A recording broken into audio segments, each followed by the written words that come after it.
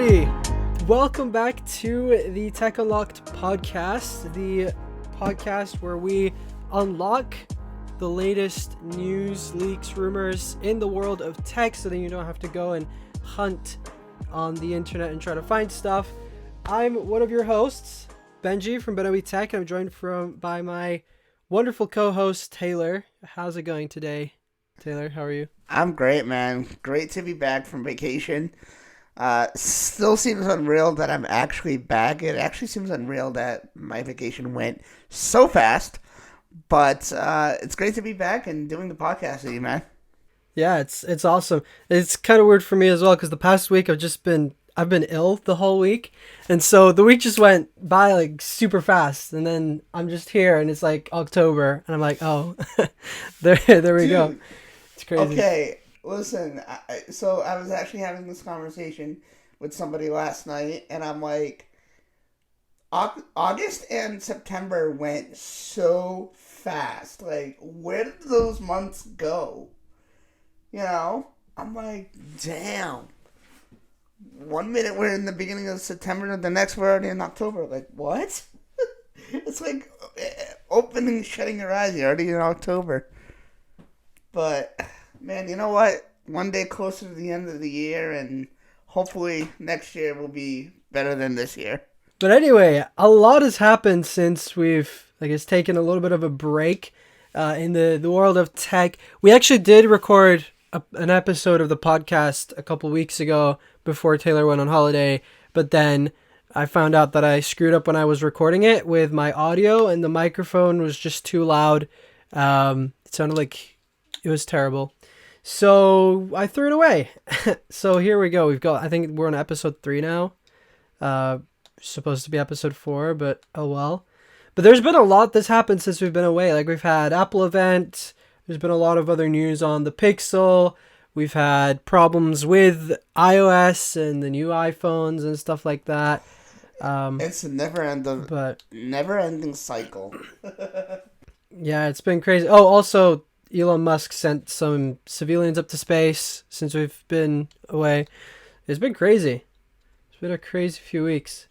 So, yeah. So, because the first thing that we wanted to mention, Amazon apparently has made a robot. Because, of course, Tesla can't be the first ones to make the robot. Yeah, I mean, Elon Musk, the other, like, I think it was, I don't know if that was the podcast that we released or not, but we were talking about Elon Musk is making a robot, Tesla's making a robot, and it's coming out next year, and then Amazon comes out with Astro Alexa on wheels. Well, what are your thoughts? Like, you can all check out the images and stuff in the show notes, but Taylor, what do you think about the design of this thing? It just looks weird to me. Yeah, you said it, weird. I'm looking at the images, the image that you put in the notes here, and wow. I don't know what the heck to say about that. First of all, and I don't even know where to begin. You know, first of all, this face on the screen is weird as heck. Just 2 eyes and eyebrows. Like, what?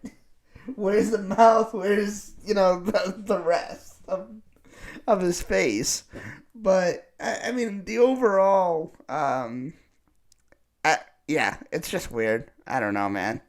I think it's cool, but it's weird at the same time. I think, even with the images that we had seen before with the Tesla's robot, I think they could have made this one a little bit better. But that's yeah. me. This kind of looks like they're like, let's make a robot. We don't want to make one that walks. We're just gonna add wheels to it. But like, even I don't exactly get what the point of this thing is, because it doesn't have arms.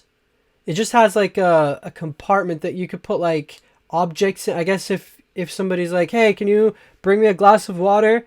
You have to be on the same floor, by the way, because this thing has wheels and it can't go down the stairs, at least from what I've seen. So like, you're like, hey, I can have a glass of water. You just put the glass of water in the robot, and then it'll take it to you. So I guess that's kind of cool-ish, but it's it's still like I don't exactly see why you would want one of these, unless it can even like maybe it can vacuum your floor. Uh, I don't know, but it's kind of like basically a moving Alexa, essentially. Sorry for activating all of your guys' Alexas, but And are you um, looking at the apparent price range for this thing? What?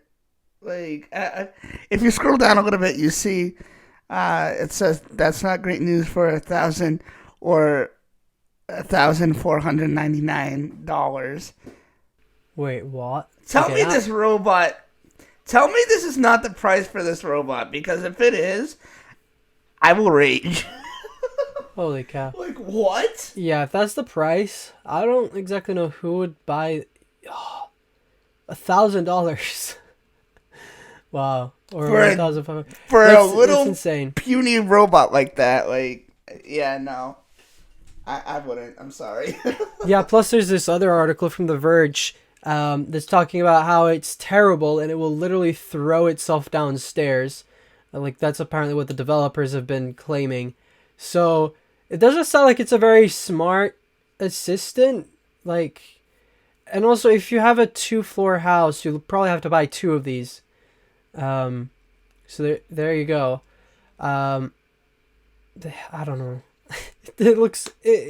I mean, it's a step in the direction of having smart things that go around your house, but still, it's a bit weird. But it's cool that it has a camera though, so like you can video call people. But still, at the angle it's at, do you really want like to video call someone and you're Yeah, just that's looking down another at it? thing. You're like, It's like, hi.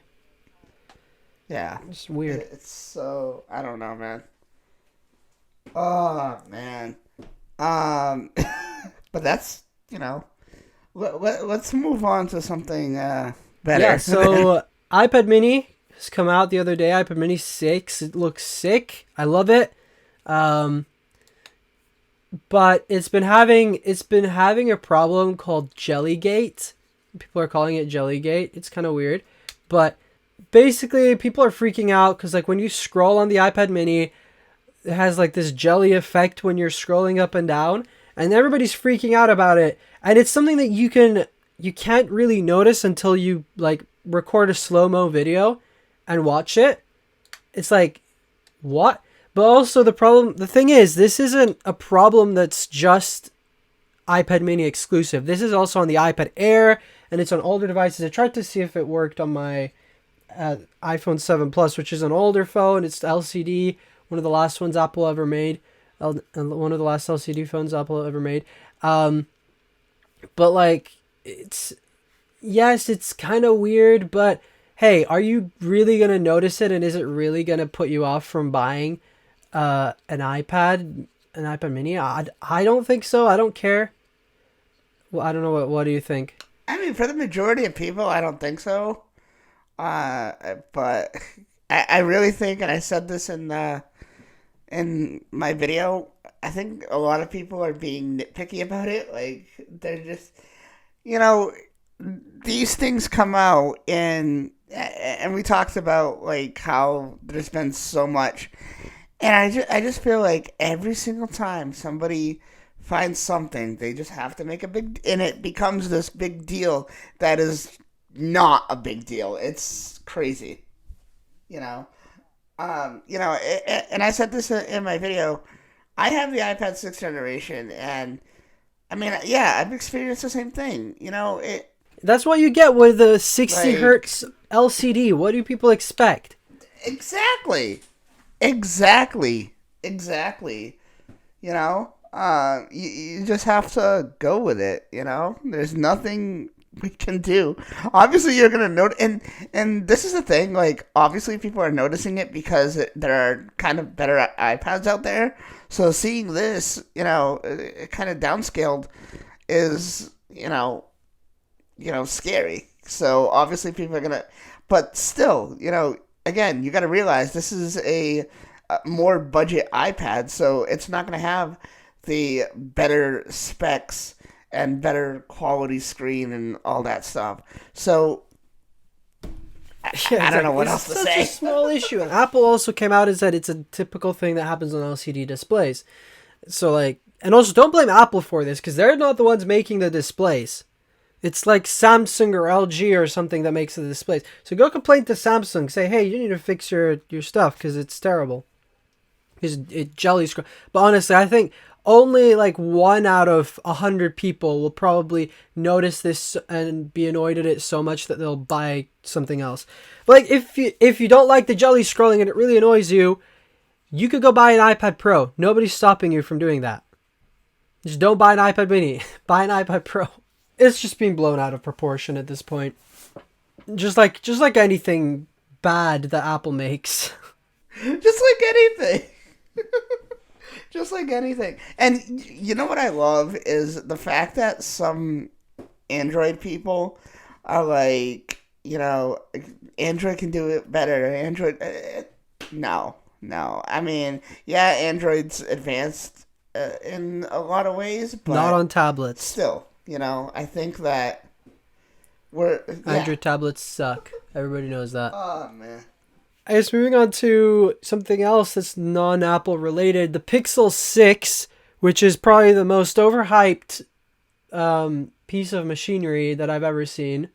Google is leaking it left, right, and center. There's everybody's talking about it. The pricing apparently is leaked as well, so that's pretty good. I think it's going to start at like $750 for the Pixel 6, which isn't bad comparing it to like the iPhone, which means probably the Pixel Pro will probably be about $100 more, which is a really good deal if it ends up being good. But the Geekbench scores leaked recently, and so it's got a single core score of 1034 and a multi-core score of 2756. Of course, this is just numbers, and compared to the iPhone 13 Pro, and I'm just pulling it up. The iPhone 13 Pro is almost twice as 2 times more powerful than the Pixel 6 with their Tensor chip. So, and it's almost on par with like the top high end Snapdragons, but still, like if you're trying to compete against Apple, and you've got a processor that's half as powerful, like I don't exactly know. I don't know, man. It's cool that they're making their own chips now and everything, but yeah, I don't know. I'm excited for this, but seeing this, I'm not. I'm not so sure anymore. It's gonna be good to compete against Android phones for sure. Hey, even the iPhone 11 was more powerful than this in Geekbench scores, of course. What do you think of the overall design and everything? It looks interesting. It's definitely unique. It definitely is Google. It's like a Google design. Just weird and like not the coolest design, but hey, it's cool. I think it's unique and it has its own style, which is good in a world where smartphones look the same. I mean, if you look at the front, though, it looks like every other Android phone in the world. But that's besides the point. I've said this how many times? All phones are gonna look the same in one aspect or another.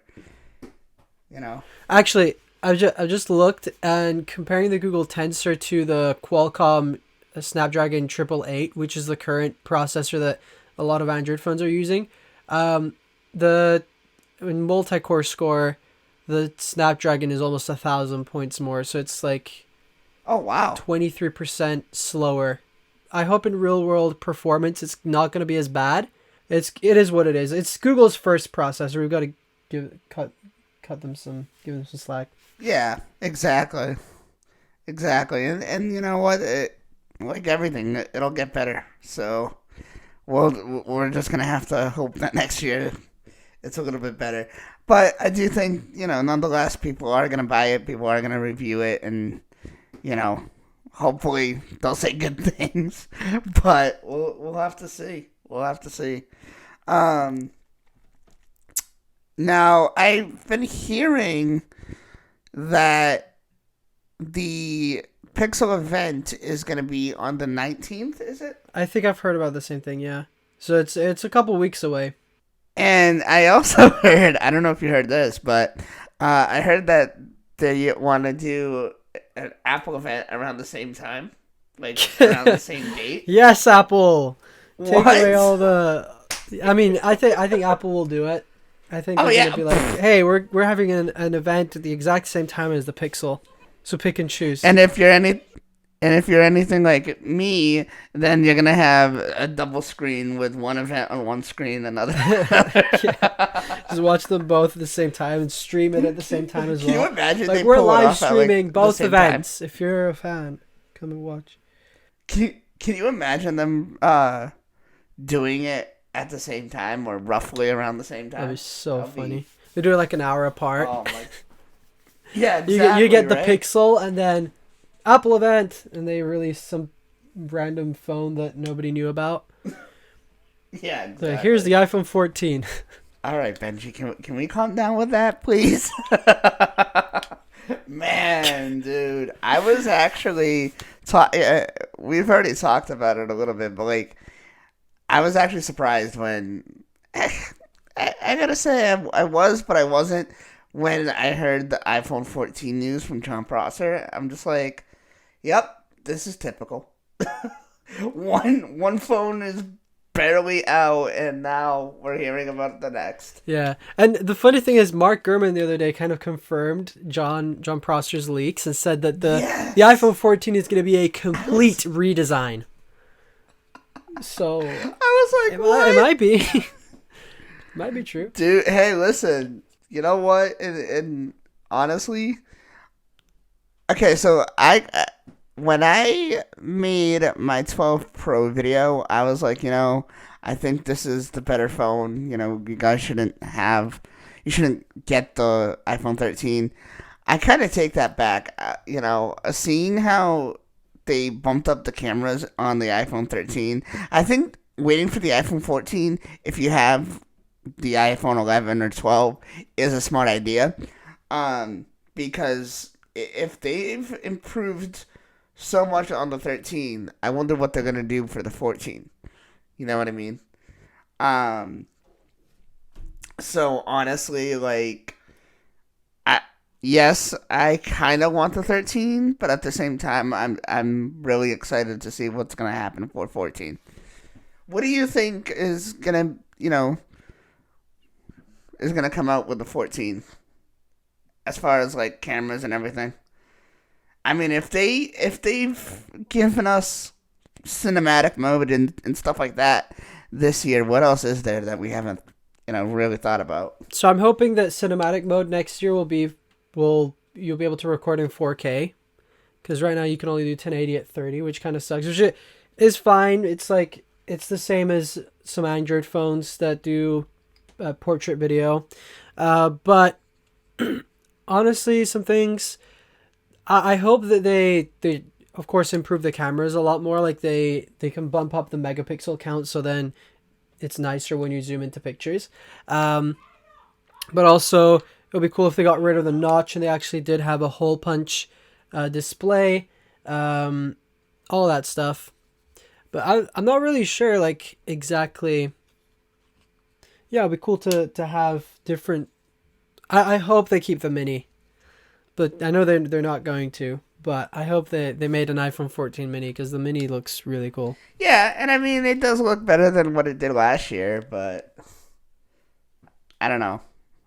I think that I personally prefer, bigger phones than smaller phones.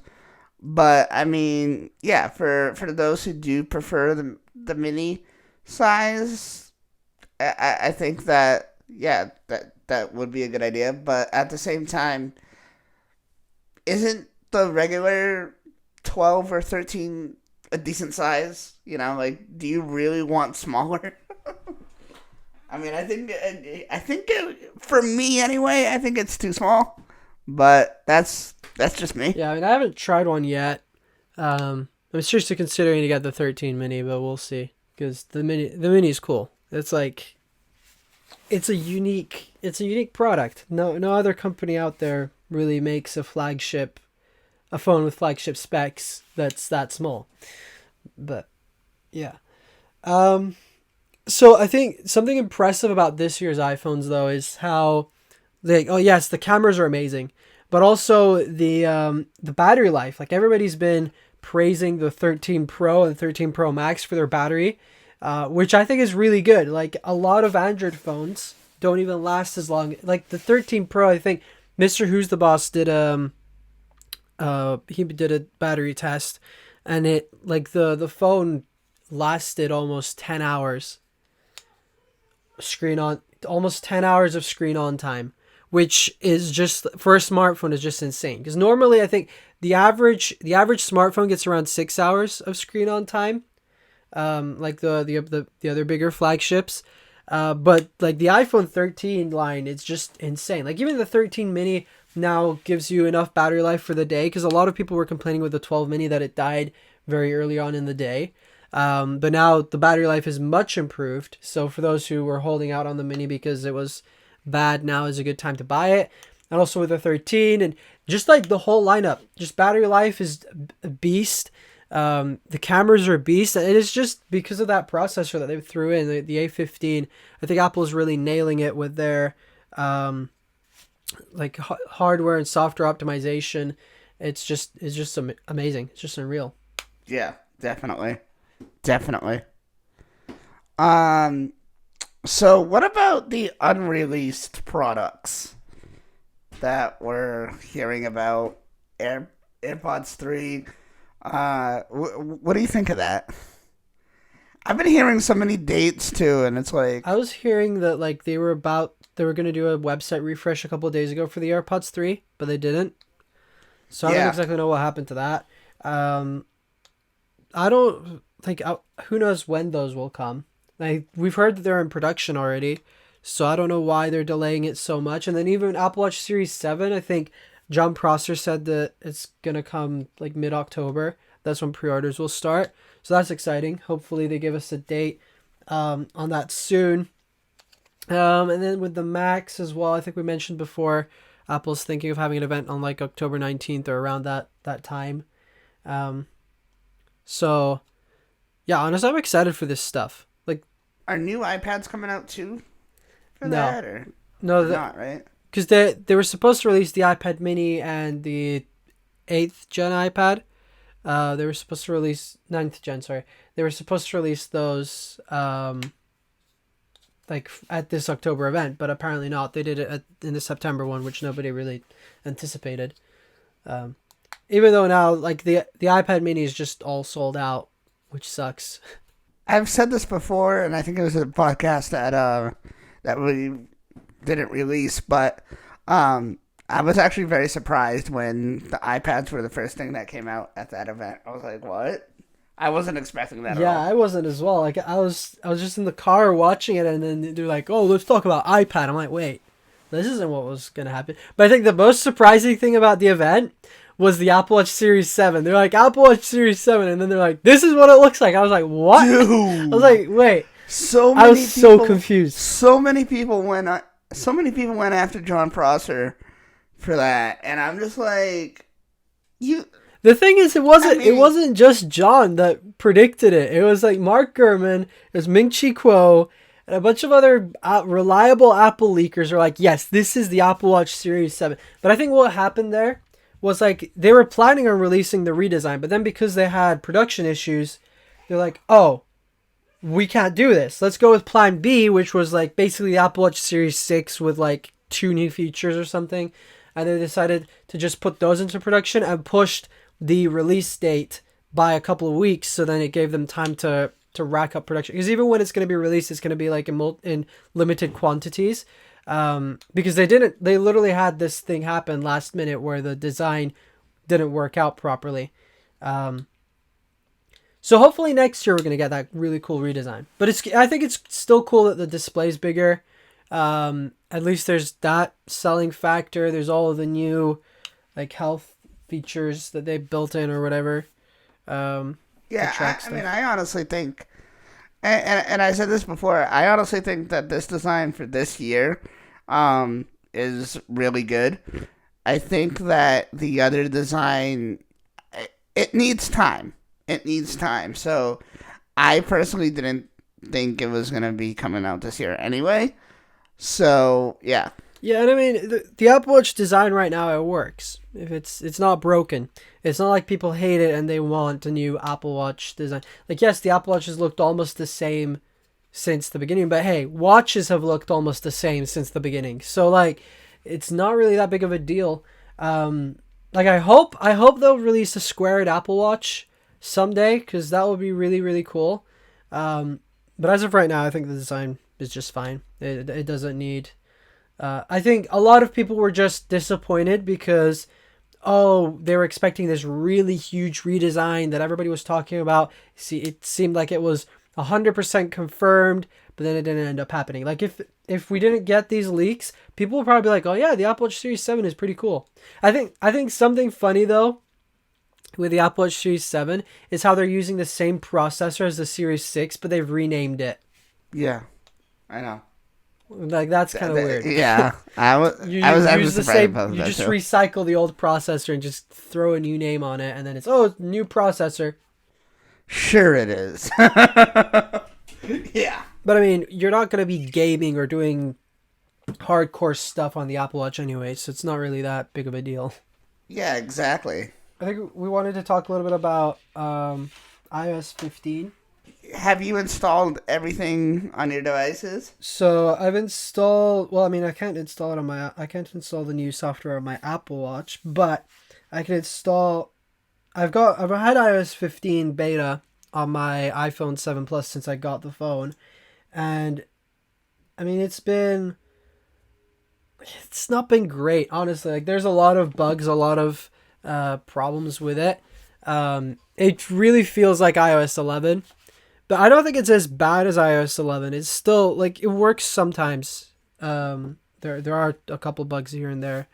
It's not too bad, but I'm having trouble. So whenever I'm watching, videos, and this is the only time that it happens, is when people send me videos to watch, like TikToks or something.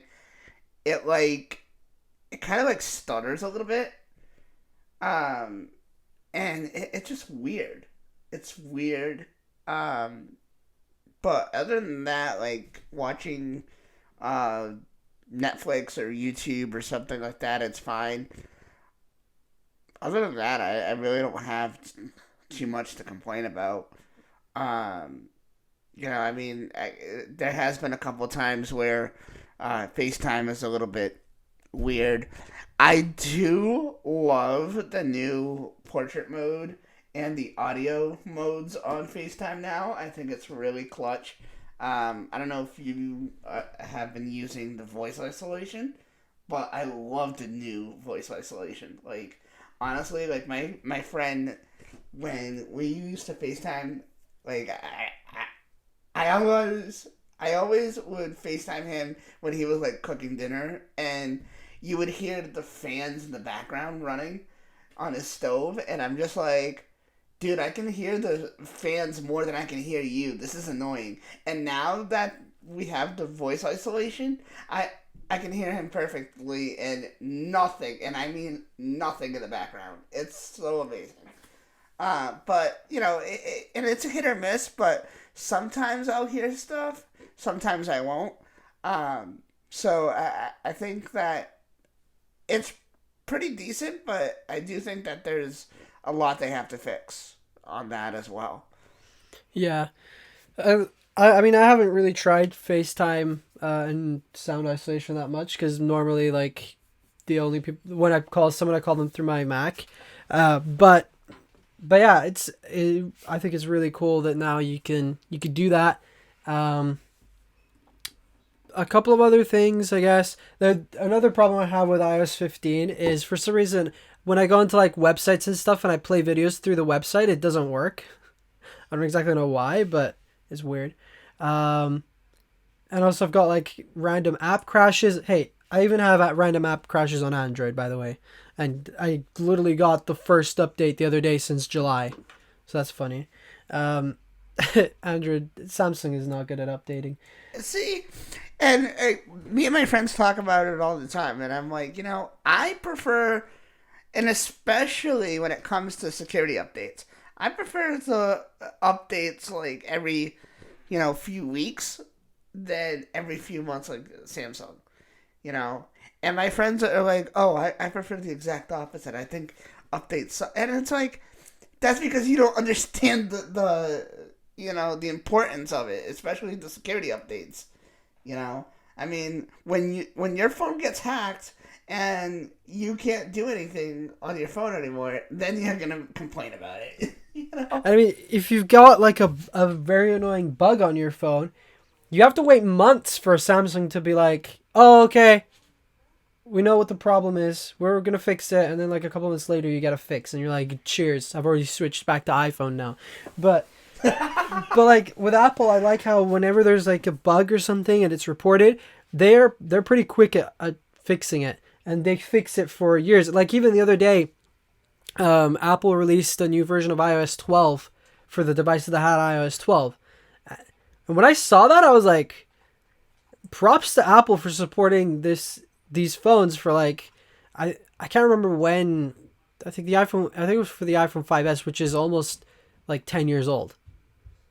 And they decided to fix something in the software. Like, you don't get that on Samsung. You don't get that on Sony. You don't get that on Google. Hashtag sorry, not sorry, but absolutely true. Absolutely true. And that was another thing back when I had the Samsung Galaxy S3. Like, that was something that annoyed me. Like, I had a couple of bugs, and I'm just like, I'm always waiting for software updates and looking up when's the next software update, and seeing that it was like months away. I'm like, Apple would never wait this long to fix something. I'm sorry, but it's true. I mean, there are some problems like older softwares, some bugs that have never been fixed, but it's nothing that's like gonna like stop your workflow or something. Like a problem I had on my S10 that I had for like 6 months. If I went into the camera app, I couldn't use portrait video, I couldn't use portrait mode, I couldn't use any of those features, or pro mode. Like I went onto the more tab, which is where you can go in and select it, and the app would just crash. And I'm like, if I want to use this feature, I physically can't, which really is just annoying. And they fixed it now, but still, like even sometimes they're like, oh, you have this problem, and you contact them. You're like, hey, I have this problem. How do I fix it? And they're like, oh, restore your device. Like, I don't want to have to restore my device every time I have a bug. This is just not practical. Like, if there's a problem with the software, fix it and give me an update, please. Exactly. So, yes, that's about it for this episode of the Tech Unlocked podcast. We hope you have all enjoyed this episode. If you did, be sure to share it with your friends. If you didn't, just sit and do nothing and wait for the next one because it's going to be better. But yeah, go ahead and follow me and Taylor over in our social medias. Follow BenObi Tech, follow TA Tech. All the links will be in the show notes or in the description below. Any last words? Nope, that's about it, man. I am going to try to get back to my weekly live stream. So again, follow me if you guys want to catch that. And yeah, I'll see you guys on my channel. Yeah, have a wonderful week. Bye.